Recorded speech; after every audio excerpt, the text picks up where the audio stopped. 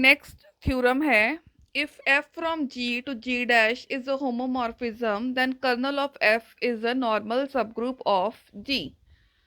तो इसका प्रूफ देखो, सिंस गिवन है हमें कि f जो है from g to g dash homomorphism है, ठीक है। मान लेते हैं हम, let e be the identity element of g, g की आइडेंटिटी है e और e dash be the identity element of g dash. तो कर्नल ऑफ f, अभी हम इसकी मैथमेटिकल डेफिनेशन करके हटे हैं, इसमें x बिलोंग्स टू g आता है such that f of x equal to e dash. तो हमने प्रूव करना है कि जो कर्नल ऑफ f है वो नॉर्मल सब ग्रुप ऑफ g है। इसको प्रूव करने से पहले हम इसको सब ग्रुप प्रूव करेंगे। Firstly to prove colonel of f is a सब group of g since f from g to g dash is homomorphism, ठीक है।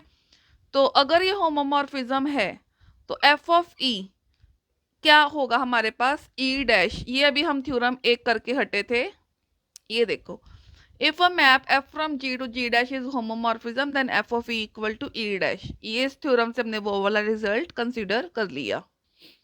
अगर f of e e dash है तो हमें पता है जिस भी एलिमेंट की मैपिंग इमेज e डैश होती है वो एलिमेंट किस में जाता है, सेट कर्नल ऑफ f में। It means kernel of f क्या आ गया, नॉन एम्प्टी। अगर ये नॉन एम्प्टी है तो हम इसके अंदर कोई दो एलिमेंट्स x और y कंसीडर कर सकते हैं। अगर दो एलिमेंट कर्नल ऑफ f में है तो इसकी डेफिनेशन क्या होती है कि f ऑफ x को भी e डैश होना पड़ेगा और f ऑफ y को भी e डैश होना पड़ेगा।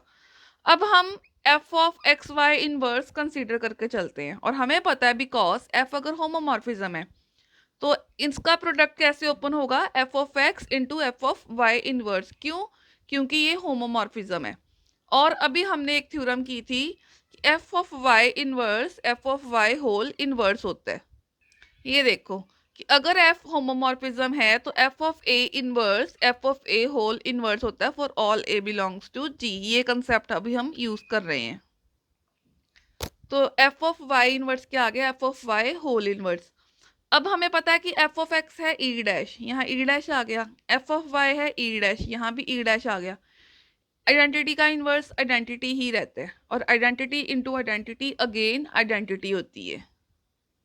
तो यहाँ से हमने क्या प्रूफ कर दिया कि f of x y inverse किसके इक्वल है, e डैश के। अगर ये e डैश के इक्वल है तो ये एलिमेंट किस में जाएगा, कर्नल ऑफ f में। इसलिए अगर एक्स वाई इनवर्स किसी सेट में जाए तो वो सेट क्या होता है हमारा, सब ग्रुप। तो कर्नल ऑफ f क्या आ गया, सब ग्रुप। अगर ये सब ग्रुप है अब हम प्रूफ करेंगे नॉर्मल सब ग्रुप। नॉर्मल सब ग्रुप के लिए for all g belongs to g हम कंसिडर करते हैं f of g x g inverse, ठीक है। तो ये होमोमॉर्फिज्म है तो f जो है इनके साथ अंदर सेपरेटली चला जाएगा because of definition of homomorphism. ये बन जाएगा f of g f of x f of g inverse g inverse. अगर आपको कंफ्यूजन हो एक बारी आप इसको एक एलिमेंट कंसिडर कर लो, फर्स्ट और सेकंड इस पे लगा लोगे, ये बन जाएगा f of g into F of X G inverse. Second time of f of X G inverse पे f ऑपरेट कर दोगे, वो f of x into F of g inverse आ जाएगा, ठीक है। आप ऐसे भी इसको सोच सकते हो। अभी हमने पीछे देखा था कि जो f ऑफ x है वो e डैश है। ये देखो यहाँ पे जो f ऑफ x है ये e डैश है, ठीक है। हम इसकी वैल्यू यहाँ पुट कर देंगे, ये आइडेंटिटी है। आइडेंटिटी इंटू एलिमेंट, एलिमेंट होता है तो ये क्या बच गया, f of g into F of g का होल इनवर्स।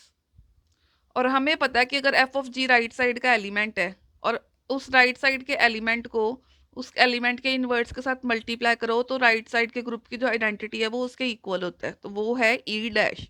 अगर आपके पास f of g x G inverse e dash है इसका मतलब g एक्स जी डैश किस में आएगा, कर्नल ऑफ f में। जिसमें भी g x G inverse belong करे वो सेट क्या होता है, नॉर्मल सब ग्रुप। नॉर्मल सब ग्रुप की डेफिनेशन के अकॉर्डिंग। आई होप कि आपको क्लियर हो गया होगा। Thank you.